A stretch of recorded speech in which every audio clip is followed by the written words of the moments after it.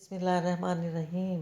सुन सको तो सुनो में खुश आमदीद नॉवेल लेकर आए हैं बेली राजपूता की मलिका। किस्त नंबर 34 के साथ आपकी खिदमत में हाजिर हैं। नॉवेल कैसा लग रहा है इस बारे में अपनी राय का इजहार ज़रूर कीजिएगा। अगर आपने अभी तक हमारे चैनल को सब्सक्राइब नहीं किया तो चैनल को सब्सक्राइब करें और बेल आइकन को प्रेस करना मत भूलिएगा ताकि आने वाली तमाम इख्सात आपको बर वक्त मिलती रहें। शुक्रिया। वो अपनी सिंगार मेज़ के सामने बैठी आईने में खुद को देख रही थी। पीला अंगरखा, नीचे पजामा और सर पर बड़ा सा गोटा किनारी से भरा पीला दुपट्टा, सिया लंबे बालों का परांदा दाएं शाने पर पड़ा था। इसमें मोतिया के फूल टिकाए गए थे। कलाइयों में भर भर कर कांच की जर्द चूड़ियाँ थीं और माथे में मोती के फूल का नन्हा सा टीका। एक आसूदा मुस्कान इसके लबों को छू गई। क्या कोई इतना भी खूबसूरत लग सकता था जितनी आज वो लग रही थी। 3 दिन से वो मायूं बैठी थी, किसी की नज़र तक ना इस पे पड़ी थी। बदन ने भी ना देखा था। वो इसका दिल चाहा था कि वो एक नज़र तो इससे देख ले और एक नज़र डाले और फिर वो इसे मबूहत होता देख सके। ऐ काश कि ऐसा हो सकता। वो ये सोच कर गमगीन हो गई, मगर ये कोई बड़ा मसला थोड़ी था। बस 2 दिन बाद वो इसका हो जाना था, हमेशा हमेशा के लिए। फिर कोई मेम साहब इन दोनों के दरमियान ना आनी थी। वैसे ही मेम साहब गई कहाँ, वो अभी तक इस बात पे हैरान थी। कहाँ वो इसके लिए दीवाना हुआ जा रहा था और कहाँ वो अब इससे मिलता तक ना था। इसने सुना था वो रोज़ कितने ही चक्कर हवेली के लगाती, मगर बदा इससे ना मिलता।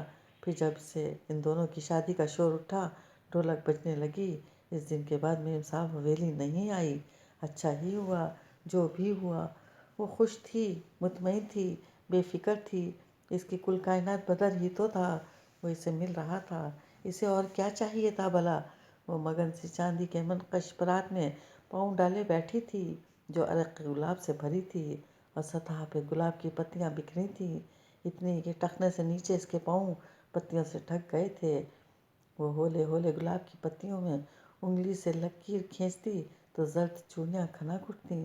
इनकी खनक के दौरान ही इसे दरवाजे पर होने वाली दस्तक सुनाई दी थी। वो चौंक कर सीधी हुई। रात के इस पहर इसके दरवाजे पर कौन आ सकता था? चाची, मगर वो तो ईशा के फौरन बाद सो जाया करती थी। तो क्या बदर? इसका दिल यकबारगी जोर से धड़का। दुआएं ऐसे भी कबूल हो जाती हैं, इसे अंदाज़ा ना था। वो आंचल सर पर दुरुस्त करती, गीले पाँव परात से निकाल कर भागती हुई गई और दरवाज़ा खोला। वहाँ कोई ना था। जोरा ने सर निकाल कर हैरत से इधर उधर देखा। राहदारी सुनसान पड़ी थी। सामने बरामदा था, इसके आगे दालान, वो भी खाली पड़ा था। फिर दरवाज़ा किसने खटखटाया? वो चौखट पे खड़ी परेशानी के आलम में इधर उधर देख ही रही थी जब इसे बरामदे में सतून के साथ टेक लगाए कोई खड़ा नजर आया। सिया बड़ा सा लबादा जिसमें चेहरा तक वाज़े न था।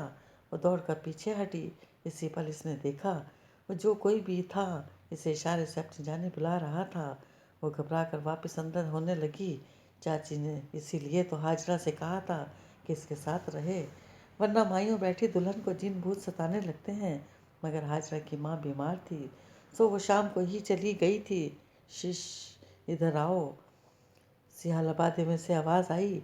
साथ ही इसने चेहरे पर से सियाह टोपी ऊपर उठाकर सर के पीछे फेंक दी और वो जो खौफ सदा सी होकर दरवाज़ा बंद करने लगी थी, साकित रह गई। मेम साहब, आप। वो आहिस्ता आहिस्ता चलती इसके करीब आई। जोहरा हैरान सी इसे देखने लगी। इसने लंबा सा सियाह चोगा पहन रखा था और सुनहरी बाल कुछ चोगे के अंदर और कुछ बाहर थे। चेहरा हर तरह के सिंगार से बेनियाज, इसे कदरे कमज़ोर और जल्दी माइल सा लगा था। वो तमकनत, वो सहर सब गायब था। ये तो कोई आम सी लड़की थी। अच्छी लग रही हो। वो जोहरा का चेहरा पीला जोड़ा देखकर मगमूम मुस्कुराहट के साथ बोली, तुम तो इतनी हसीन हो कि कोई तुम्हारे लिए कत्ल हो भी सकता है और कर भी सकता है। ऐसा ही तो कल नादिशा ने फांसी की सज़ा नहीं सुनी। इसे फांसी हो गई? अभी नहीं हुई, मगर जुर्म तो साबित हो ही चुका है। सज़ा भी जल्द ही हो जाएगी। इसने गहरी सांस ली। शादी कब है तुम्हारी? 2 रोज़ बाद, जुम्मे को। आप आओगी मेम साहब? वो सादगी से पूछ रही थी। इसे अब वो اپنے لیے ذرا برابر بھی خطرہ نہیں لگ رہی تھی۔ نہیں، میں کل کل کرتا جا رہی ہوں، وہاں سے انگلستان چلی جاؤں گی۔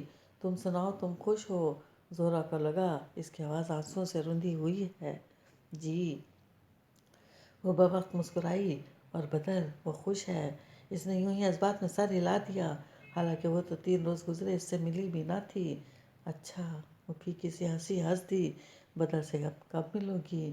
معلوم نہیں، وہ جھجکی۔ وہ خاموش ہو گئی۔ آپ اس طرح رات کو کیوں آئی ہیں؟ زہرا دل میں مچلتا سوال زبان پر لے آئی۔ دن میں تمہارے ملازم کہاں آنے دیتے ہیں زہرا بتول؟ وہ غمزدہ سی مسکرائی۔ زہرا خاموشی سے اسے دیکھتی رہی۔ تم میرا ایک کام کرو گی؟ جی بتائیے۔ بدر کو میرا ایک پیغام دے دو گی؟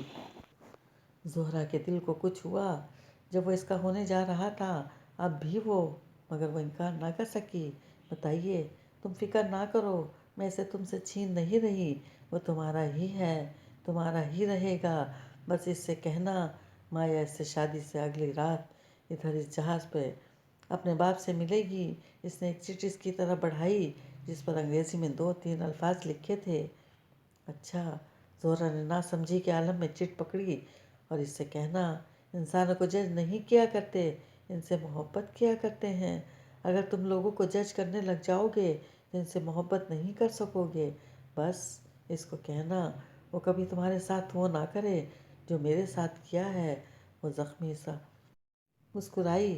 جب کسی سے محبت کی جاتی ہے تو دل میں ایک قبرستان بھی بنایا جاتا ہے، اس میں اپنے محبوب کی تمام خامیاں دفن کر دی جاتی ہیں اور پھر ان کے کتبے نہیں لگائے جاتے۔ بس اس کو یہی کہہ دینا۔ زہرا کچھ سمجھ پائی اور کچھ نہیں، مگر الجھی سی سر ہلا دیا۔ اور کچھ؟ ہاں، ایک آنسو اس کی آنکھ سے ٹوٹ کر گرا۔ یہ اسے دے دینا، اس کی شادی کا تحفہ ہے۔ اس نے ایک سرخ مخملی پوٹلی زہرا کے ہاتھ پر رکھی جس کا منہ سنہری ڈوری میں سے بند تھا۔ دے دوں گی، اور کچھ میم صاحب؟ نہیں زہرا، اس کی آنکھوں سے آنسو گر رہے تھے۔ میرے پاس دینے کو اور کچھ نہیں ہے۔ اس نے چوکھے کی ٹوپی سر پر ڈالی اور پلٹ کر بھاگتی ہوئی باہر چلی گئی۔ زہرا شش و پنج میں مبتلا کبھی برآمدے کی ستون کو دیکھتی اور کبھی اپنے ہاتھ میں پکڑی پوٹلی کو۔ وہ بہت ہلکی نہ تھی تو زیادہ بھاری بھی نہ تھی، جانے اندر کیا تھا۔ وہ واپس آئی اور سنگار میز کے خانے میں اسے رکھ کر تالا لگا دیا۔ اس کا دل عجیب سا ہو رہا تھا، ساری خوشی ہوا ہو گئی تھی، جانے کیوں اسے میم صاحب بری نہیں لگ رہی تھی۔